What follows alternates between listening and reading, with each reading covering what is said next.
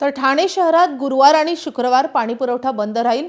MIDC मार्फत जांभूळ जलशुद्धीकरण केंद्रात 12वी गुरुत्व वाहिनी क्रमांक 1, 2 आणि 3 वर देखभाल आणि उन्नतीकरणाची कामं हाती घेतली जातील आणि त्यामुळे दिवा, कळवा आणि मुंब्रा परिसरासह अनेक भागांचा पाणी पुरवठा पूर्णपणे बंद राहील।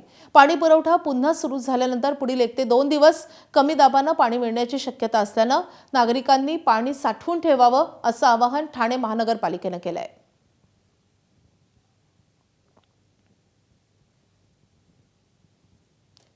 तिकडे नांदेडच्या भोकर तालुक्यातील अनेक गावात तीव्र पाणी टंचाई निर्माण झाली आहे। तालुक्यातील जाकापूर तांडा येथे हंडाभर पाण्यासाठी नागरिकांना पायपीट करावी लागते।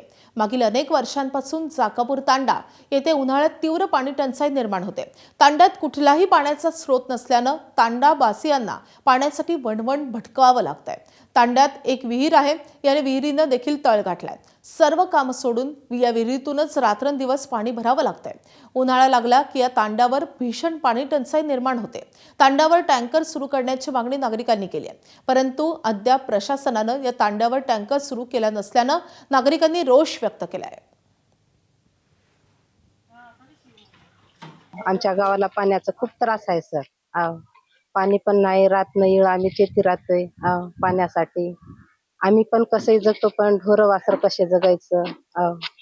मग पाणी जर भरत राहिलं तर आम्हाला बाहेरलं काम सुधरत नाही सर। आम्ही कसं जगायचं काय नाही। खरडून खरडून आम्ही किती भरणार सर। जवळपास कुठं आसपासला कुठं पण हिरी नाही, काय नाही। मग आम्ही पाणी कुठून आणायचं काय नाही।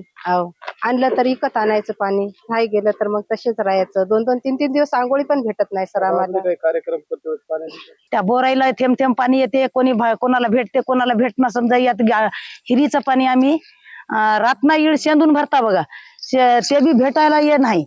पाणी भेटणं आता कसंही आम्हाला टँकरची गरज आहे सर। या गावाला काय हिर नका, बोर नका, बोराला बीत पाणी बी नका। पाणी नाही त्याच्यासाठी आम्ही अति परेशान हा बघा। आम्हाला पाणी म्हणून नाही, या पाण्याची आम्हाला काहीतरी व्यवस्था करा तुम्ही।